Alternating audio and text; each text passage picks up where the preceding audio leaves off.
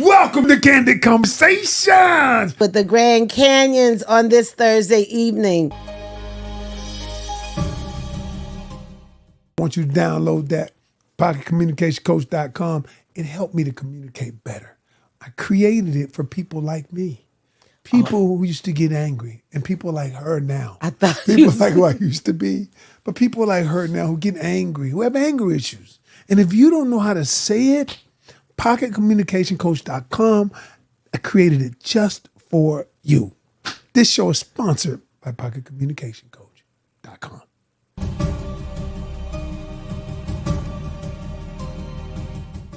And nobody, as much as I love and respect my mom, I'm not even willing to allow her to come in and to disturb any of that.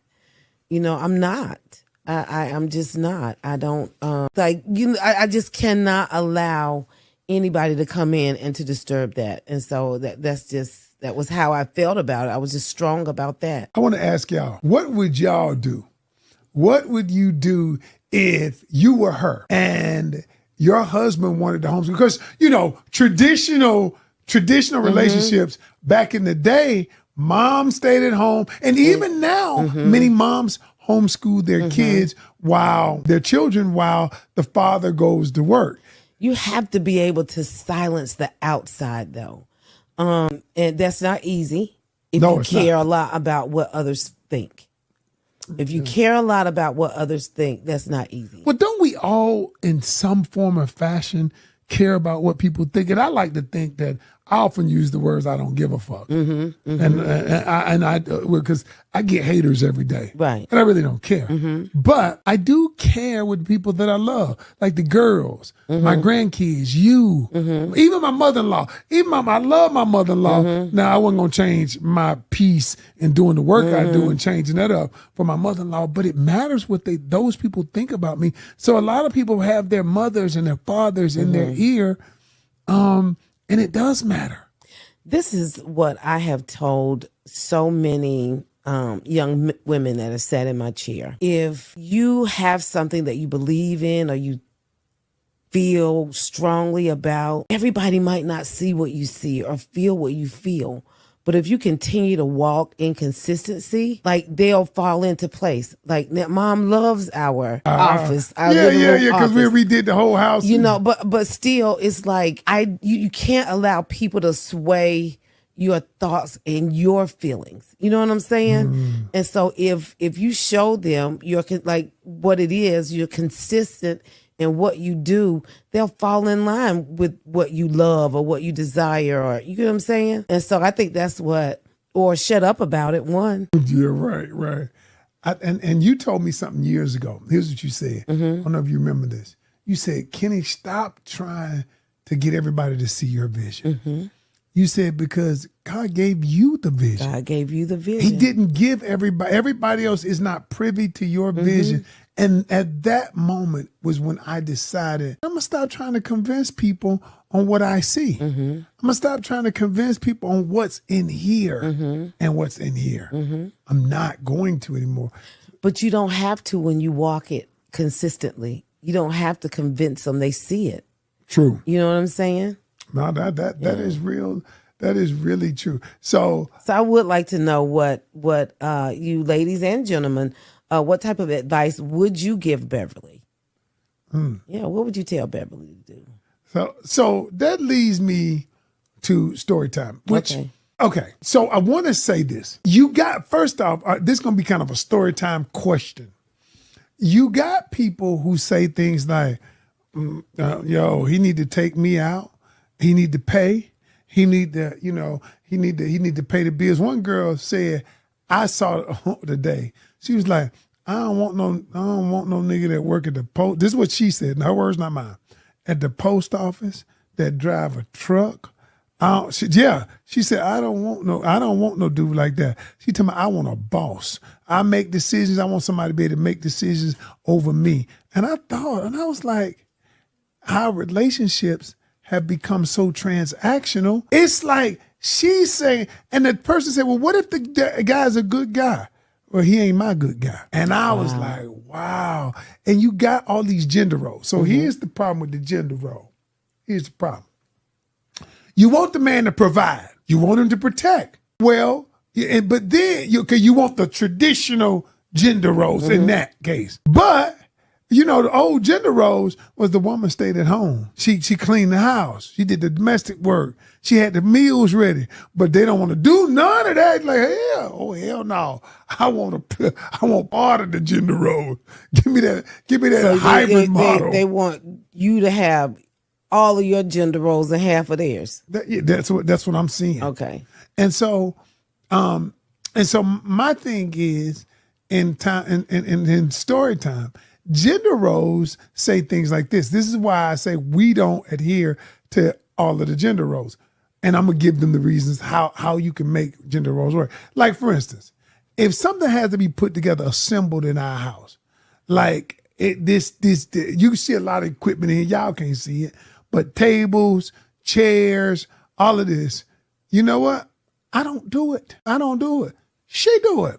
Now, the normal gender roles might be like, the man, you get down and work with your hands. I ain't cutting no grass.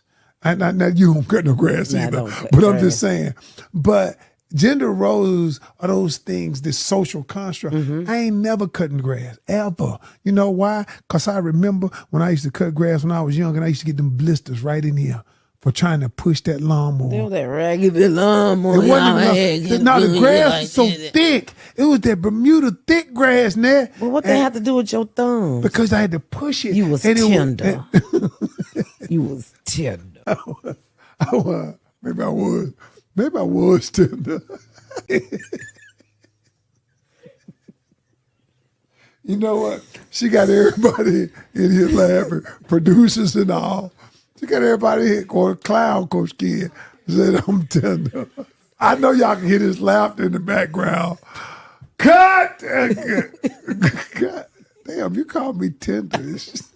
I didn't know it was going to go over like that. Okay.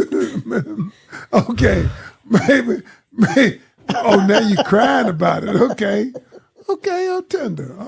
All right. Well, let me go back to my damn story. I ain't cutting no grass because I guess I'm tender. But that was my thing. Anyway, Net, long story short, gender roles. In our house, you put together stuff. Damn, do you put it together because I'm tender? No.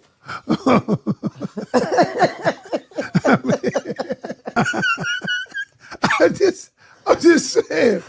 I'm just saying. Wow. Okay. This you never know what might happen. Okay. Let me get myself together. Anyway. Okay, I gotta get myself. Anyway. No, I'm just better at that. Just like we have redesigned our entire house. You did it. Like, you're better at that to me. You know, and when people walk in, they always say, "Oh, Karen, oh my God, what a wonderful job you did." I didn't do any of it. Like, I picked a lamp here and there. You told me what I couldn't get in here. You know, like the things. Yeah. Well, like, But everything was, it was you. And so that would be something that people would think mostly that a woman would do. That is true. They would think. And so we defy the whole idea of gender roles. And that being said, so tonight, here's what I've done. And he is very manly. Don't be saying nothing. I ain't worried about nobody saying no shit about that. Hell, my damn hands was tender. When I pushed that lawnmower, I got blisters and they was tender. Say, I don't care. But here's what I want to do, though. I'd like to talk to people about how they can make gender roles work for their life. Okay. All right. And so what I did was I created, as always, I want them to walk away with some good stuff. Okay. So here's what I did. Number one, making gender roles work for your relationship. And I have five things. 5. Number one, do what works best for your relationship. We talked about. Yes. What works best for your relationship. If what works best for your relationship is you putting together the tables And you remember you put together that dresser in there, the one with that we did. Yeah, you put that together. And I just looked and provided you with the tools. I was like, here, you like, give me the wrench. Oh, here you go. I mean, maybe I grew up like with my aunts doing that. And so that's something I enjoy. Yeah, but I don't enjoy it. I don't enjoy it.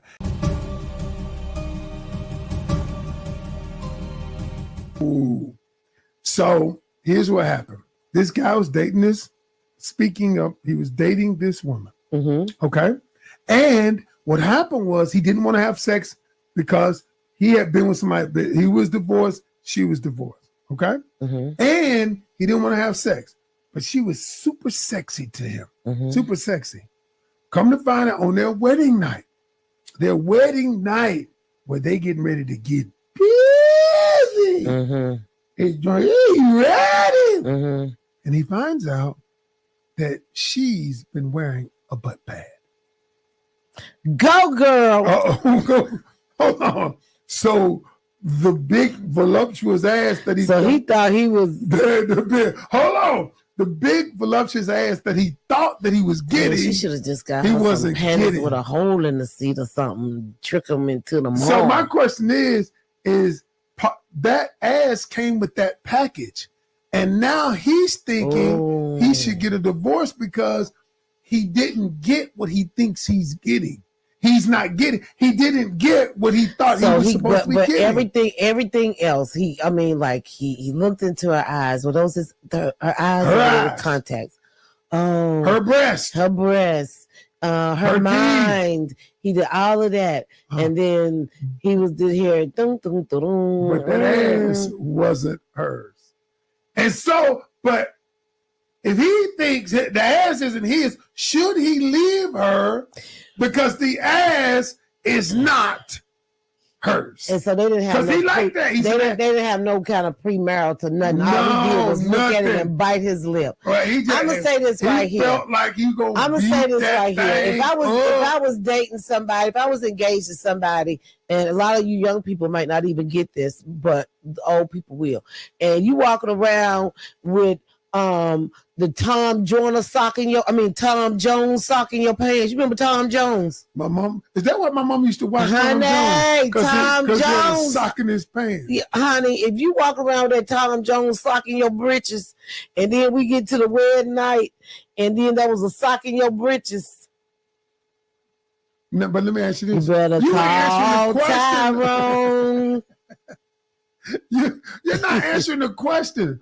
Should he leave her? Should he get an annulment because the ass was fake? Because she suffered from no acetol. No acetol. All right, go ahead. If it was flipped, no, we ain't. No, I'm just saying. In my mind, I would say that would be grounds to leave a man. Okay. You talking about if he had a sock? And had me thinking, and I'm thinking on my wedding night, he finna give me a hysterectomy, and then it don't even. Hold on, he finna give you a hysterectomy. You happy about it? I'm just saying, we get excited, and then it's a sock. And so I'm just saying. Is that grounds to leave her? Is that grounds to leave her? That's not a one size fit all kind of thing. That is, if he cannot stand, if he can't stand, we ain't talking about him. I'm talking about her. If he can't stand when he look at that booty, if he can't get excited. Well, that's part of it. Yeah, that's what I'm saying. So I feel like it is.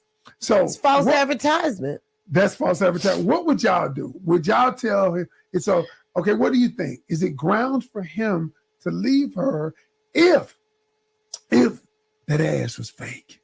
What about you? What would you say? I say it's misrepresentation. But is it grounds? You answer the question. I'm about to tell you, misrepresentation is grounds to me for an annulment. Because so if not, we're living a lie, aren't we?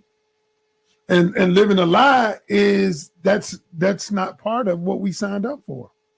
All right. And so my thing is, even though it might sound trivial to some of you, especially some of you that don't that are endowed with a big old ass. Okay, you know, it might sound trivial to you because you have it, but baby, you endowed with so much more. You got big breasts and a wet mouth.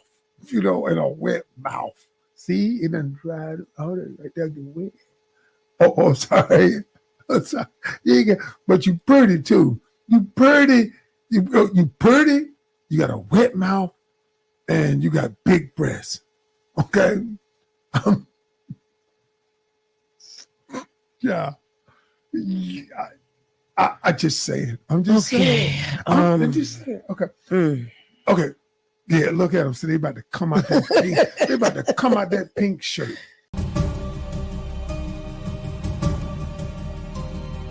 When you said, today, your hair looks good today. Yeah, it looks good today. Some people agree with you, and some people was like, oh, that's insecurity because he didn't say that. And then some men were saying, dang, how do you give a compliment? So what do you say to all those people who had these different opinions? Again, you know, they're their opinions. Is that's how you feel.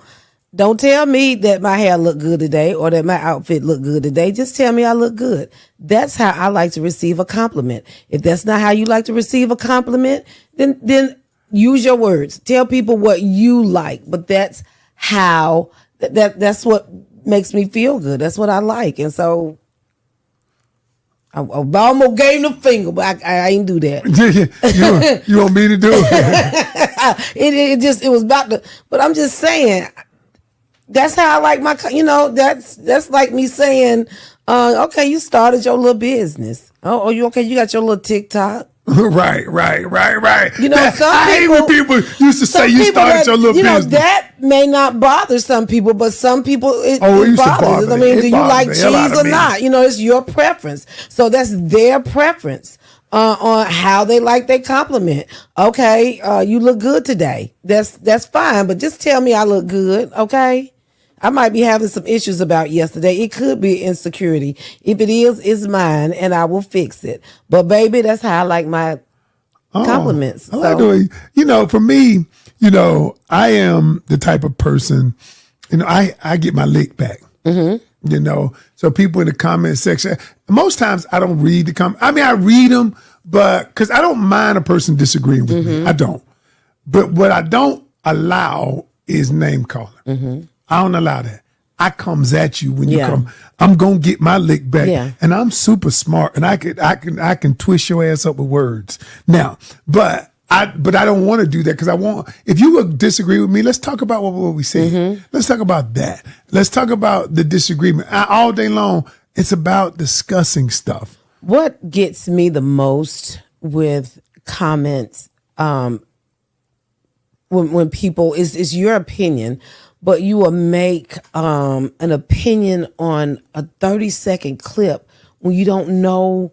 Like there's a whole story. The whole show. There's a whole story behind it. You know? Just like the guy Keon Henderson, who told a lady to be quiet. When I had a whole different perspective when I heard him explain it. Now some people might have still had the same perspective. I think you did, but I had a whole different perspective of when he told her to be quiet after I listened to the explanation. A lot of people will take a 30-second or a minute clip. They will formulate an opinion, but they don't hear it in context. Right. I always say context matters. And so just like that's why when I said you paid for the first meal, in context, a lot of people are like, she paid for the first meal, she thirsty. But the truth is, it was a bet. Right. When if you don't know that. But what if I did though anyway? What if it wasn't a bet? Why does that make me thirsty? But that's what we're going to talk about. People projecting their own insecurity. We're going to talk about them projecting their own pain. I'm going to talk about that tonight. Okay, let's get into it. Okay, so I got a question. So I got a letter. So we're talking about communication. Tonight's all about communication and why we almost got divorced, and we almost got divorced. Because of lack of communication. Because of communication. Poor communication. What she said, what he heard. So I want to get your opinion on this letter. Okay.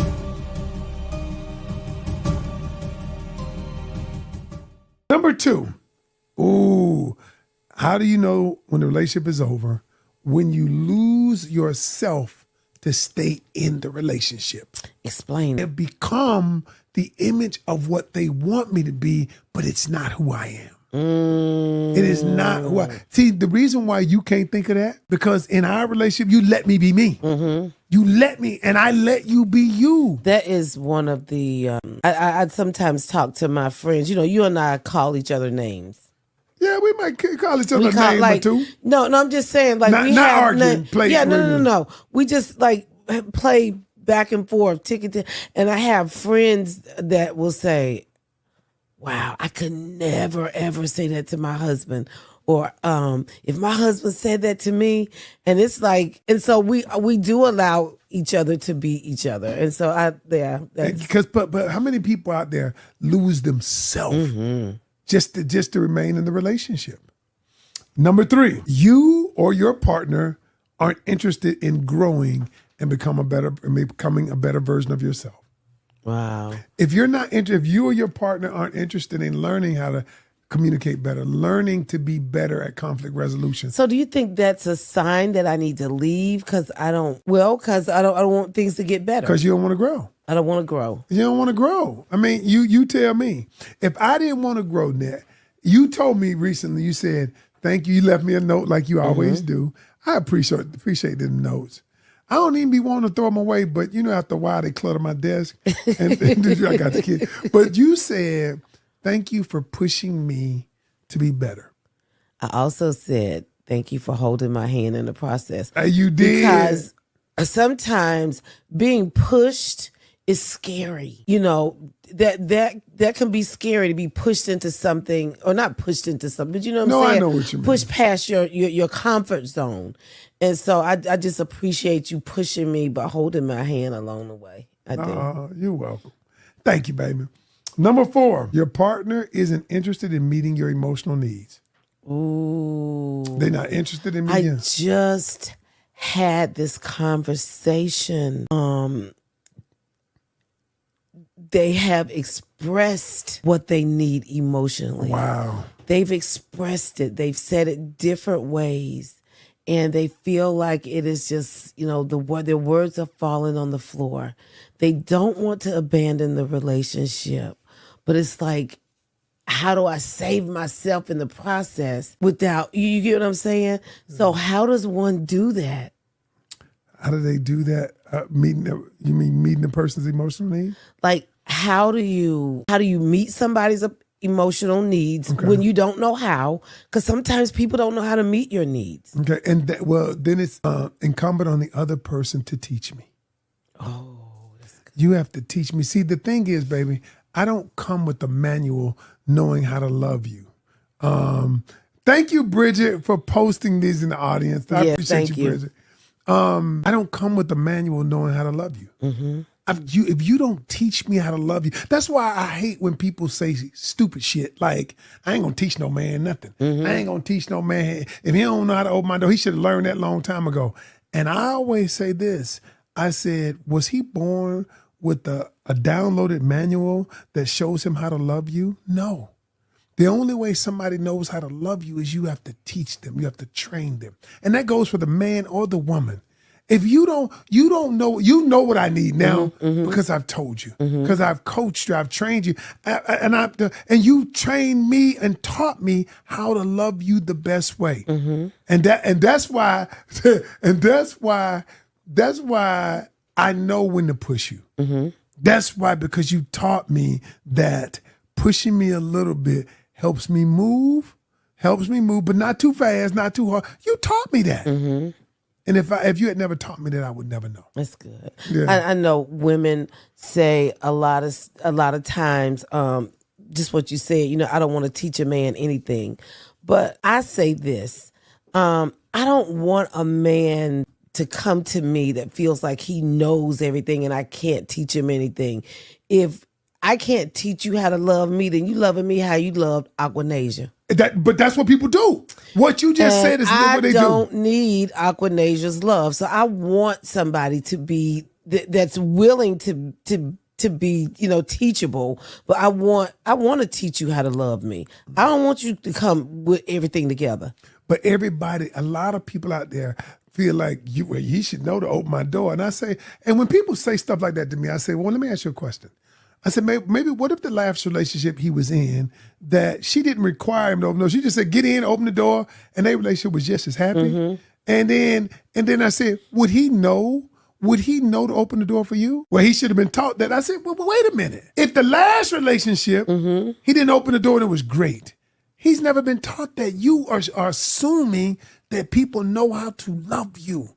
That is the biggest misnomer and misconception people can have. Wow. And what is the next one? Number 5. Penny says they have to be willing to be taught. They do have to be willing to be taught. Thank you, Penny. You're absolutely right. They do have to be. But said both something. parties have to be willing to be taught. You and the other person. You said something though earlier, and I can't remember what we were talking about this, but you said that it's not just a one-time lesson. Sure. You may have to revisit. Hey, remember we talked about you giving me your jacket when I'm cold, or whatever it is. Right. You may have to remind them if there's something that is not a regular for them or a norm for them. Absolutely, baby. So it's something you may have to revisit on a. And people think, well, I said it one time. I told him 3 years ago, but I mean, how many times people have to tell your ass something? I mean, it just happens. And number 5, the toxicity is poisoning you to death. Oh, gosh. When a relationship, it's time to leave when the relationship has become toxic like that. Give me 2 toxic traits in a relationship that should Number 1, we calling each other names. We calling each other names. We don't listen. We yelling at each other. And that is 2 traits of toxicity. So name calling and yelling. Yes. Okay. There are others. Okay. Yeah. I just wanted 2. Yeah. So, okay. What is the next one? And the last one is, I go back to what I said earlier. What's that? The reason why I got out of my last relationship is because our relationship goals are not aligned. That's number 6. And those are the reasons why people should leave. You should not leave just because you have a disagreement, just because you have an argument. The number one, let me tell you something. The number one way that I know a relationship will last, you know what the number one way is? What?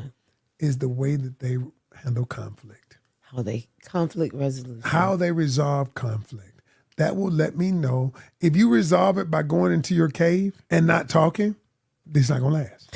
And that was me. That was me. I was, people go into their caves for different reasons. I always thought that my voice didn't matter. That, I just didn't think that my voice mattered. And so, and I don't like to argue.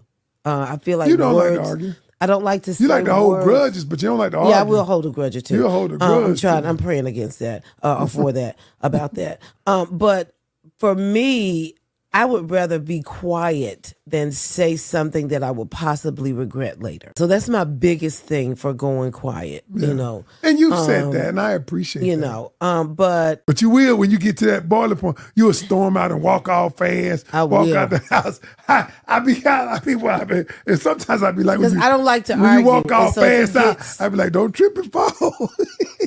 I be like, in my mind, I be like, oh, you talking about like when we was at Costco's? Yeah. When I went off all fast. You walking all fast. I mean, yeah, your stride was so short, but it was quick though. It was quick. Did my butt look good though when I walked off? You had a long sweater on, so I couldn't really see you. I couldn't see your butt. I mean, but I saw that little head moving. And then and the truth is you about to run into that wall.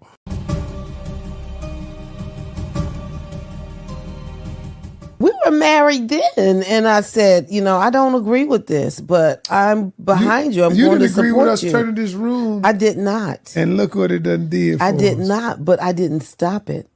But that's you got me. You got We did not, and that's that. Well, actually, it just goes into what you were saying. You don't have to agree with somebody to support them. That is so true. So that just goes into what you're saying. I never agreed on this room. Like I just did not think it was a good idea, but it was something that you desired, and so I supported you in it. And that leads me to point 2. Mm-hmm. Point 2 is validate the person's feelings. Ooh, that's good. And so point 2 is validate the person's feelings. And because a lot of times people are like, well, shoot, you don't want to support me, because they can only think about their own feelings. Mm-hmm. But what I said was, when I came to you about this room, this is what I've learned over the years, that your feelings were valid. You had a reason to believe. It may have been different than mine, but you had a reason that you wanted to do it. And those feelings were valid. And I had to say that. And had I not acknowledged that your feelings were valid, you would have been held on. You'd have been like, you're absolutely correct. The way you handled that, I feel like, last week we talked about the steps. Yeah. I feel like you used the methodology, the Canion methodology on me, but it worked. It worked. We got the room. Now we're doing the podcast. Yes. Yeah. All right. Number three. And I want to say something too. Go ahead. Like, I didn't agree with this room, but what if I would have fought you on it? You know what I'm saying? Because I don't agree doesn't mean that your idea is not a great idea. Remember what I told you, though. Because we are one, if you had said absolutely not, remember I told you I wouldn't have done it. I would have found another way. But but what I'm saying is sometimes you have to go against your good sense or you know what I'm saying? Yes. Yeah, so, you gotta go against. I'm glad that we can do that for each other. That's good. That's good stuff. Number 3, seek to understand the person, and then by listening to their perspective. And so that's important because, a lot of times people just say their perspective. They don't even want to understand your perspective. But you might have but like this young lady, her mom on her deathbed, I want to become a lawyer, I'm going to own a firm. Maybe that matters to her. Okay, maybe going to Texas matters to him because his grandfather that always believed in him left everything to him. We have to look at the other person's perspective. Number 4, real quickly, we have to assess the goals, what and why. What and why? What are our goals? Okay, what are our goals? What are each one of our goals, and why do we have that goal? Because that's our time. Y'all join us on the next one with the Grand Canyons.